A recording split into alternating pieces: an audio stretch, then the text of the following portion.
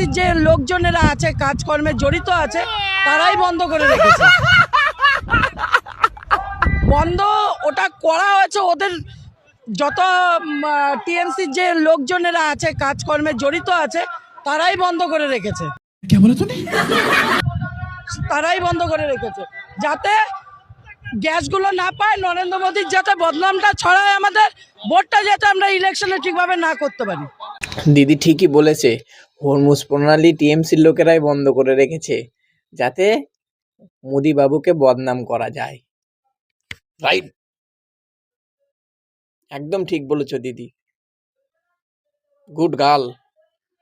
এমনই জবাব দিতে হবে টিএমসির লোকেদেরকে, কেন তারা হরমুজ প্রণালী বন্ধ করে রাখলো।